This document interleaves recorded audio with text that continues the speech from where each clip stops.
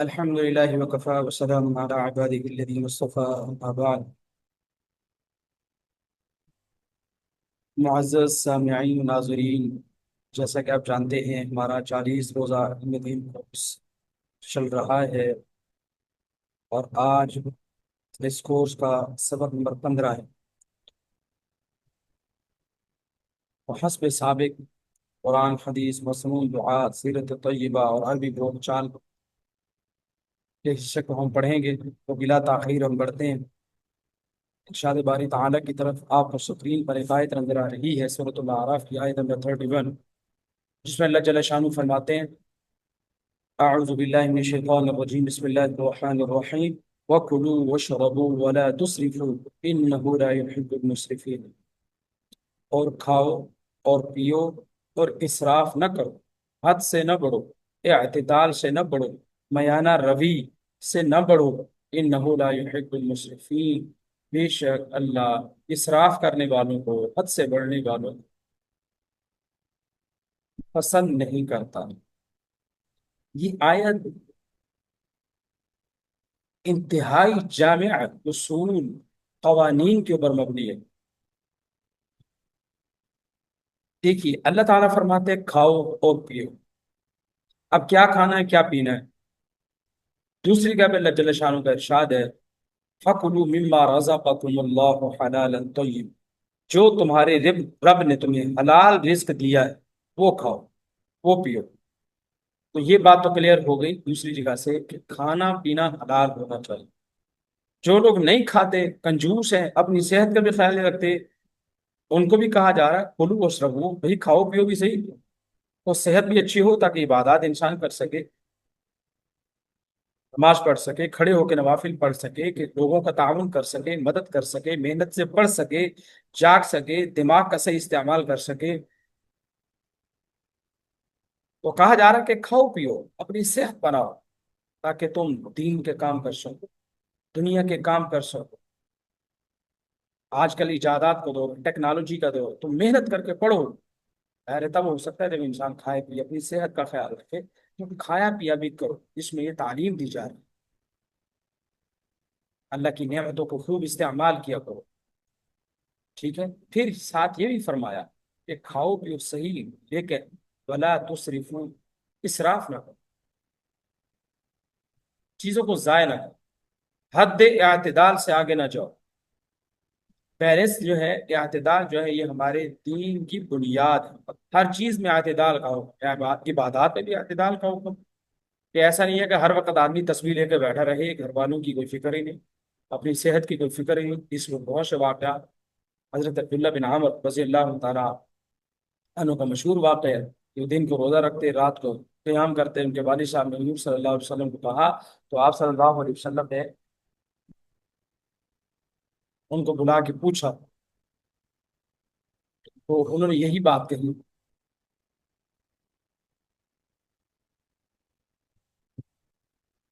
انہوں نے یہی کہا کہ جی یا رسول اللہ، بالکل میں دن کے وقت روزہ رکھتا ہوں، رات کو قیام کرتا ہوں. تو اللہ کے نبی صلی اللہ علیہ وسلم شاید فرمایا، دیکھو اپنی صحت کا خیال کیا کرو، کھایا پیا بھی کرو، اور ساتھ ساتھ عبادت کیا کرو. تمہارے جسم کا حق ہے، تمہارے بدن کا تم پر حق ہے، تمہارے بیوی بچوں کا تم پر حق ہے.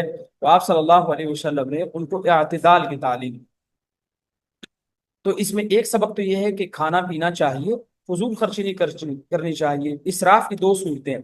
اسراف کی ایک صورت تو یہ ہے کہ آدمی چیزیں ضائع کرتے ہیں، جیسے ہم کھاتے ہیں، برتن میں چھوڑ دیا، پانی چھوڑ دیا، اس کو گرا دیا، کھانے کی چیزیں سالن روٹی ضائع کر دیا. شادیوں پہ ہم دیکھتے ہیں، پڑھے لکھے جاہلوں کا اگر آپ نے اپنی آنکھوں سے مشاہدہ کرنا ہے تو شادی کے مواقع پہ دیکھا جا سکتا ہے. کھڑے ہو کے کھائیں گے، انسان تو بیٹھ کے کھاتے ہیں. ہمارے نبی صلی اللہ علیہ وسلم نے بیٹھ کے کھانے کی تعلیم دی، کھڑے ہو کے کھانے. غیروں کی نقالی جو کرنی ہے، کیونکہ کافروں کو اللہ نے کہا ہے اولئک کالانعام بل هم اضل، کافر جانوروں سے بھی بدتر ہے. تو چونکہ جیسے جانور کھڑے ہو کے کھاتے ہیں، کافر بھی کھڑے ہو کے کھاتے ہیں. تو ہمارے مسلمان جو لبرل قسم کے اپنے آپ کو سمجھتے ہیں کہ کافروں کے شانہ بشانہ چلنا ہے، وہ بھی کھڑے ہو کے کھاتے ہیں. اور کھڑے ہو کے کھاتے ہیں تو ٹوٹ کیسے پڑتے ہیں کھانے پہ، جیسے زندگی شاید پہلی مرتبہ انہیں گوشت اور بوٹیاں دیکھنے کو ملی. اتنا پلیٹ میں ڈال لیں گے، بعد میں کھایا نہیں جائے. اب آپ کہیں گے یہ کام تو شادی میں آنے والے عام لوگ بھی کرتے ہیں. عام لوگ کرتے ہیں، ان کے پاس علم نہیں. پڑھے لکھے لوگوں کو ایسا نہیں کرنا چاہیے. ان کا یہ عمل انتہائی قابل مذمت ہے کہ پڑھ لکھ کے بھی یہی کام کرنا تھا. کہ تمہیں کھانے کا بھی احساس نہیں ہے اور کھانے کی بھی تمیز نہیں. تو اللہ تعالیٰ اس آیت میں کیا ارشاد فرمایا، کھاؤ اور پیو ولا تسرفو، اسراف نہ کرو.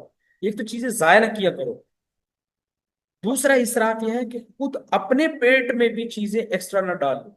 اللہ کے نبی صلی اللہ علیہ وسلم نے ارشاد فرمایا، انسان کا خود اپنا پیٹ سب سے برا ترین برتن ہے. کہ انسان اس میں ٹھوسے جا رہا ہے، ٹھوسے جا رہا ہے، ٹھوسے جا رہا ہے. زیادہ کھانے سے بیماریاں پیدا ہوتی ہیں. آج کل دیکھیں جتنی بیماریاں ہیں وہ زیادہ کھانے کی وجہ سے ہوتی ہیں. شوگر کیوں ہو رہی ہے؟ زیادہ میٹھا کھانے کی وجہ سے. ارے موٹاپا کیوں ہو رہا ہے؟ زیادہ کھانے کی وجہ سے. بے ترتیبہ کھانے کی وجہ سے. بے وقت کھانے کی وجہ سے. اگر اس آیت کو ہم مد نظر رکھیں اور اس کے مطابق اپنی زندگی کو مرتب کر لیں، کھانے پینے کا ٹائم ٹیبل مینج کر لیں، چیزوں کو آرگنائز کر لیں، تو بیماریاں ہوں گی نہیں. کھائیں پیئیں ضرور، ہیلدی چیزیں کھائیں، کھائیں پیئیں، اسراف نہ کریں. پیٹ میں چیزیں ایکسٹرا نہ ڈالیں، صحت خراب ہوگی کیا فائدہ. تو ایک تو اسراف، چیزوں کو ویسے ضائع نہیں کرنا برتنوں میں. دوسرا اپنے پیٹ میں بھی ایکسٹرا چیز نہ ڈالیں. یہ انسان کو اپنی صحت خراب کرنا. دیکھیے کھانا کھایا پیا کیوں گیا ہے؟ تاکہ صحت بنے. اگر ایسا کھا لیا، اس انداز کا کھا لیا، اس طرح کا کھا لیا کہ صحت بگڑ گئی، تو کھانے پینے کا مقصد ہی فوت ہو گیا. تو فضول خرچی اور جو اسراف ہے یہ اللہ تعالیٰ کو پسند نہیں ہے. اللہ ایسے بندے کو پسند نہیں کرتا. کھاتے پیتے وقت بھی ہمیں دیکھنا چاہیے کہ کیا اس وقت بھی کوئی ایسا عمل تو نہیں کر رہا کہ جس کی وجہ سے اللہ تعالیٰ ناراض ہو رہا ہے اور اللہ کو میرا یہ عمل ناپسند ہے. تو ہمیں اس سلسلے میں بھی احتیاط برتنی چاہیے. تو کھانے پینے میں جو چیز ضائع کر دی جائے اس کو کہتے ہیں اسراف. حلال چیزوں میں جو چیز ضائع ہوتی ہے اس کو کہتے ہیں اسراف. اور جو حرام چیزوں پہ پیسہ لگایا جاتا ہے اس کو کہتے ہیں تبذیر، جس کا سورہ بنی اسرائیل میں تذکرہ آتا ہے کہ ان المبذرین کانوا اخوان الشیاطین. حرام کاموں میں پیسہ لگانے والے، حرام چیزیں کھانے والے لوگ یہ مبذرین ہیں. اور مبذر جو ہیں وہ شیطان کے بھائی ہیں. تو ہمیں حلال کھانے پینے کی چیزوں میں بھی اسراف نہیں کرنا چاہیے، بلکہ برتن میں جس میں کھا رہے ہیں تھوڑا لے لیں. جتنا کھایا پلیٹ کو صاف کر لیں، ہاتھ سے پلیٹ کو صاف کر لیں. اللہ کے نبی صلی اللہ علیہ وسلم اپنی انگلیاں میں چاٹ لیتے تھے، سالہ غذا وغیرہ لگی رہ جاتی تھی. اس کے بعد چلتے جی ہم حدیث نبی کے دوسرا حصہ ہمارا آ گیا. حدیث نبی صلی اللہ علیہ وسلم عن عمر بن الخطاب رضی اللہ تعالی عنہ ان النبي صلی اللہ علیہ وسلم قال ان اللہ يرفع بهذا الكتاب اقواما ويضع به آخرین. مسلم شریف کی حدیث ہے. سیدنا عمر بن الخطاب رضی اللہ تعالیٰ عنہ سے روایت ہے کہ نبی کریم صلی اللہ علیہ وسلم فرمایا، اللہ تعالیٰ اس کتاب کے ذریعے، قرآن کے ذریعے بہت سے لوگوں کو بلند کرتا ہے اور اسی کتاب کے ذریعے بہت سے لوگوں کو پست و ذلیل کرتا ہے. بلند کن کو کرتا ہے؟ جو قرآن پہ عمل کریں گے، قرآن کو اپنی زندگی کا دستور بنائیں گے، اسے دستور حیات بنائیں گے، اس کے مطابق زندگی گزاریں گے، تو قرآن ان کو بلند کرے گا. عرب کا معاشرہ جس کے جہنم کے کنارے پہ کھڑے ہونے کی گواہی خود قرآن دیتا ہے. وَكُنْتُمْ عَلَى شَفَا حُفْرَةٍ مِّنَ النَّارِ. اللہ تعالیٰ کہتے ہیں تم جہنم کے گڑھے کے کنارے پہ کھڑے تھے، فَأَنْقَذَكُم مِّنْهَا، تو اللہ نے تمہیں بچا لیا. اللہ نے کیسے بچایا؟ قرآن کے ذریعے، صاحب قرآن نبی کریم صلی اللہ علیہ وسلم کے ذریعے. تو جو بندہ اس کتاب سے جڑے گا اللہ تعالیٰ اس کو بلند کرے گا. یہی صحابہ کرام تھے. قرآن کہتا تم پہلے کیسے تھے؟ بدنام زمانہ. لیکن جب قرآن سے جڑے، نبی کریم کے ہاتھ کو تھاما، حضور کے دامن کو تھاما، حضور کی تعلیمات پہ عمل کیا، قرآن کو سمجھا، اس کے مطابق عمل کیا، تو یہی لوگ اتنے بلند ہو گئے کہ صحابہ کرام کا تذکرہ کرنے کی میرے خیال میں کسی مسلمان کے سامنے ان کی شان بیان کرنے کی اس انداز میں حاجت نہیں کہ یہ بتایا جائے صحابہ کرام کون تھے. ہر بندے کو بتائے. آج بھی ان کی عزت اور عظمت ہمارے دلوں میں کتنی ہے. ہم اپنے والدین، اپنے بارے میں جملے سن سکتے ہیں کسی سے، لیکن کسی صحابی کی توہین ہم برداشت نہیں کر سکتے. کیوں؟ اس کی رسپیکٹ اتنی، وہ لوگ اتنے بلند ہیں کہ دنیا میں اللہ تعالیٰ نے فرمایا کہ رضی اللہ عنہ، اللہ تعالیٰ ان سے راضی ہو. اور بہت سے لوگوں کو اللہ تعالیٰ اس کے ذریعے ذلیل و پست کریں گے. جو کھلے عام اس کا انکار کریں گے کافر.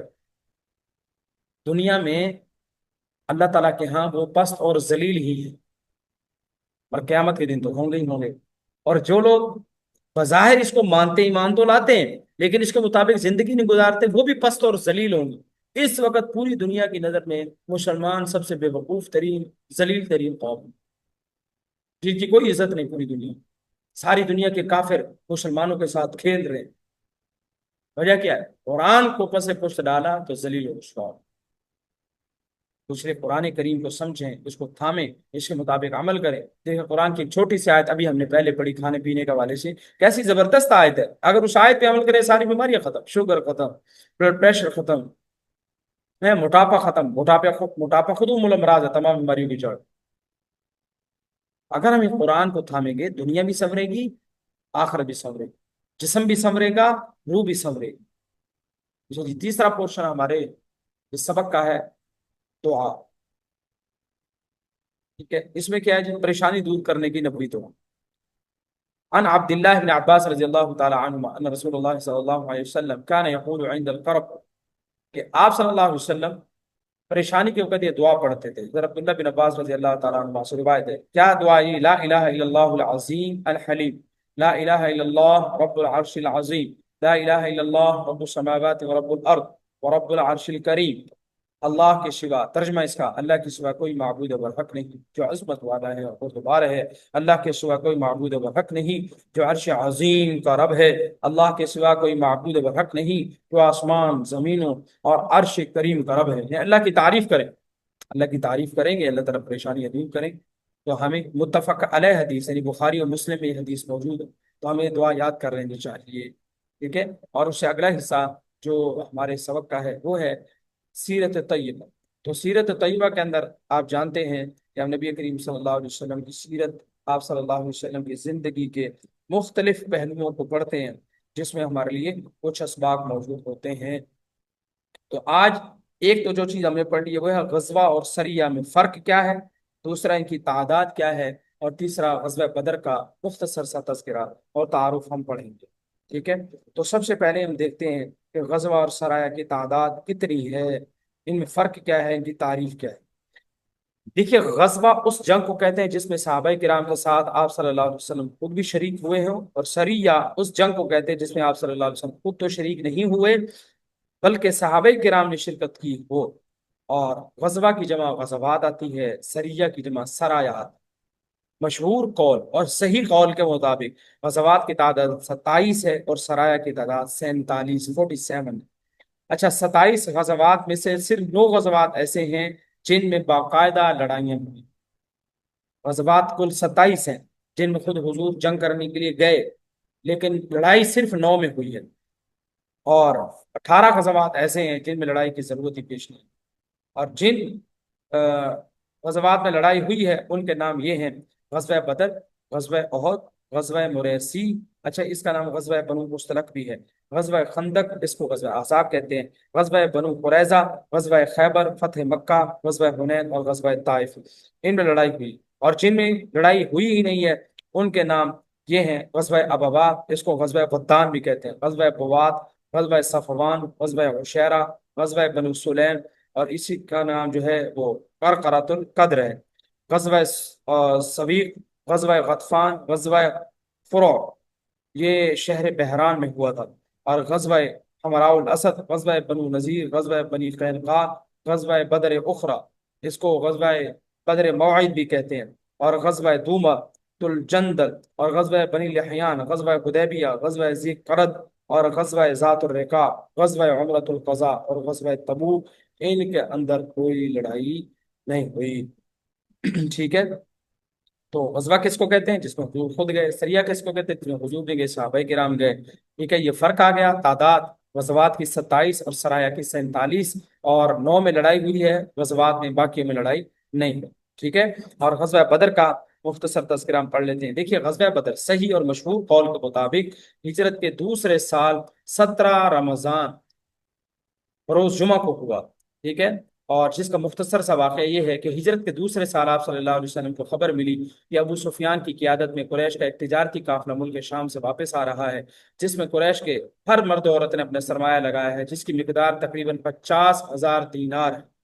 مسلمان چونکہ مکہ میں کفار کے ظلم و ستم کو دیکھ چکے تھے، اس لیے وہ اس بات کو بخوبی جانتے تھے کہ اگر قریش کی معیشت مضبوط ہوگی تو وہ اسلام کو مٹانے میں ذرا برابر بھی آسرا نہیں کریں گے۔ چنانچہ آپ صلی اللہ علیہ وسلم صحابہ کرام کے ساتھ اس قافلے کے تعاقب میں نکل پڑے۔ جب ابو سفیان کو معلوم ہوا کہ مسلمان اس قافلے پر حملہ کرنے کے لیے آ رہے ہیں، تو اس نے زمزم بن عمرو غفاری کو اجرت دے کر مکہ بھیجا تاکہ وہ قریش کو ان حالات سے آگاہ کرے۔ چنانچہ زمزم غفاری مکہ آیا، اس نے قریش کو اس کی خبر دی۔ اس خبر کی اطلاع ملتے ہی مکہ میں کوہرام مچ گیا، اور ابو جہل کی قیادت میں 1,000 کا لشکر اپنے قافلے کو بچانے کے لیے مکہ سے روانہ ہو۔ دوسری طرف ابو سفیان نے راستہ بدل لیا اور بدر کے علاقے کو بائیں جانب چھوڑتے ہوئے سمندر کے راستے سے مکہ کے لیے روانہ ہو گیا۔ جب ابو سفیان نے اپنے قافلے کو محفوظ سمجھ لیا تو ابو جہل کو پیغام بھیجا کہ ہم صحیح سلامت بچ کر نکل آئے ہیں، اس لیے تم لوگ بھی واپس آ۔ یہ سن کر ابو جہل نے کہا ہم واپس نہیں ہوں گے، بلکہ ہم تو بدر جائیں گے۔ اور یہ بدر جو ہے وہ جگہ تھی جہاں ہر سال میلہ لگتا، وہاں 3 دن ٹھہریں گے، جانور ذبح کریں گے، شراب پئیں گے، عورتیں ہمارے سامنے گانا گائیں گی، اس کے بعد ہم واپس آئیں گے۔ ابو جہل کو اس کی قوم میں سے اور بھی بہت سارے لوگوں نے واپس جانے کے لیے کہا، لیکن اس نے کسی کی بات نہیں مانی۔ تکبر میں یہ نکلا وہاں سے، اور حتیٰ کہ بدر کے مقام پہنچ۔ آپ صلی اللہ علیہ وسلم جب مقام روحہ پہنچے تو آپ کو ابو سفیان کے بچ جانے اور 1,000 کفار کے مقام بدر تک پہنچنے کی اطلاع ملی۔ کفار کی اس جماعت کا چونکہ آپ صلی اللہ علیہ وسلم اور صحابہ کرام کو پہلے سے کوئی علم نہیں تھا، اور نہ ہی مسلمان مدینہ سے جنگ کی تیاری کے ساتھ نکلے تھے، اس لیے آپ نے صحابہ کرام سے مشورہ کیا کہ ہمیں واپس مدینے چلے جانا چاہیے یا ہمیں ان سے لڑنا چاہیے۔ چنانچہ حضرت ابوبکر صدیق، عمر فاروق، مقداد بن اسود اور سعد بن معاذ نے آپ کے سامنے یکے بعد دیگرے بڑی جان سارانہ بات کہی، جس سے آپ کو بے حد خوشی ہوئی، اور آپ انہی ساتھیوں کے ساتھ مقام بدر پہنچ گئے۔ اگلے دن حق و باطل کی پہلی عظیم جنگ شروع ہوئی۔ صحابہ کرام نے بہادری کے وہ جوہر دکھائے کہ دنیا آج تک ان کی شجاعت کی مثال دیتی ہے۔ صحابہ کرام کے ساتھ حضرت جبریل کی معیت میں گھوڑے پر سوار ہو کر فرشتے بھی لڑ رہے تھے۔ بالآخر قریش کو زبردست شکست ہوئی۔ ابو جہل، عتبہ بن ربیعہ، شیبہ بن ربیعہ، زمعہ بن اسود، ولید بن مغیرہ، امیہ بن خلف وغیرہ کل 70 کافر اس جنگ میں مارے گئے اور 70 قید ہو گئے۔ مدینہ پہنچنے کے بعد قیدیوں کے سلسلے مشورہ ہوا کہ ان کے ساتھ کیا کیا جائے، تو حضرت عمر فاروق رضی اللہ تعالیٰ عنہ، حضرت عبداللہ بن رواحہ وغیرہ کی رائے تھی ان کو قتل کر دیا جائے یا جلا دیا جائے، لیکن آپ صلی اللہ علیہ وسلم اور حضرت ابوبکر صدیق کی رائے یہ تھی کہ فدیہ لے کر چھوڑ دیا جائے۔ چنانچہ اسی رائے کے مطابق فیصلہ ہوا۔ جن لوگوں نے فدیہ کی رقم ادا کی ان کو فدیہ لے کر چھوڑ دیا گیا، جن کے پاس پیسے نہیں تھے ان کو یہ حکم دیا گیا کہ وہ انصار کے 10 بچوں کو لکھنا پڑھنا سکھا دیں۔ اس کے بعد مکہ چلے جائیں، ان کو آزاد کر دیا جائے۔ ان قیدیوں میں سے صرف 2 آدمی، نضر بن حارث اور عقبہ بن ابی معیط کو قتل کیا گیا، چونکہ نہایت شریر اور بدماش قسم کے لوگ تھے۔ یہ نضر بن حارث جو ہے یہ بہت حضور کی گستاخیاں کرتا تھا اور قرآن کے مقابلے میں لوگوں کو گانے وغیرہ سنواتا تھا۔ اچھا، یہاں یہ بات یاد رہے، مدینہ سے 55 اور مکہ سے 310 کلومیٹر کے فاصلے پر ایک کنواں تھا جو بدر کے نام سے مشہور تھا۔ مدینہ سے کتنا سفر تھا؟ 55 کلومیٹر، اور مکہ سے 310 کلومیٹر کے فاصلے پر تھا۔ اسی مناسبت سے اس کنویں سے متصل آبادی کو بھی بدر کہا جانے لگا۔ اچھا، ایک بات یہاں یہ بھی سمجھنی چاہیے کہ غزوہ بدر میں مشہور قول تو یہی ہے کہ مسلمانوں کی تعداد 313 تھی، اور اس کے علاوہ یہ ہے کہ 2 گھوڑے بھی تھے، 70 اونٹ تھے، جبکہ کافروں کا لشکر 1,000 کا تھا جن کے پاس 100 گھوڑے اور 700 اونٹ تھے۔ اور اس جنگ میں 14 مسلمان شہید ہوئے، 70 کفار قتل کیے گئے اور 70 ہی قید ہوئے۔ تو یہ غزوہ بدر کا مختصر سا تذکرہ تھا آپ کے سامنے۔ اس کے بعد عربی پورشن کی طرف بڑھتے ہیں کہ اس کے اندر کون سے الفاظ آج ہم سیکھیں گے۔ دیکھیے، گھریلو سامان سے متعلق ہی ہم پڑھ رہے ہیں۔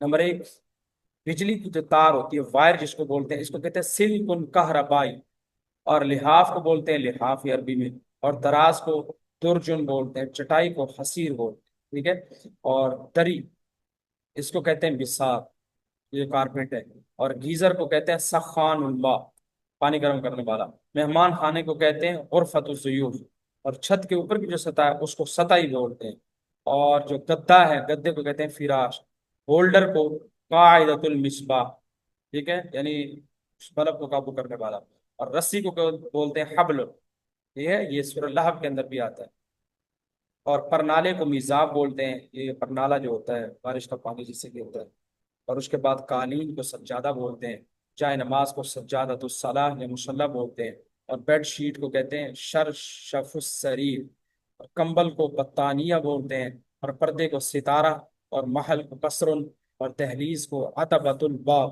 اور اگزاسٹ کو کہتے ہیں مفرغ الہوا، ہوا کو باہر نکالنے والا، یا صفاتہ بھی کہتے ہیں۔ چھت کا جو نیچے کا حصہ ہے اس کو سقف بولتے ہیں، اور پلاس کو کماشا کہتے ہیں، کلہاڑی کو فأس کہتے ہیں، اور جنریٹر کو مولد الکہربا. ٹھیک ہے، تو یہ عربی پورشن تھا ہمارا. اور اس کے بعد ہم بڑھتے ہیں اس بات کی طرف کہ الحمدللہ آج ہمارا سبق نمبر 15 مکمل ہو گیا. تو آپ اس کو خود سنیں، دوسروں کے ساتھ شیئر کریں، تاکہ دوسرے لوگ بھی زیادہ سے زیادہ اس سے فائدہ اٹھا سکیں. اللہ سے دعا اللہ تعالیٰ ہمیں اس میں توفیق عطا فرمائے. وآخر دعوانا ان الحمد للہ.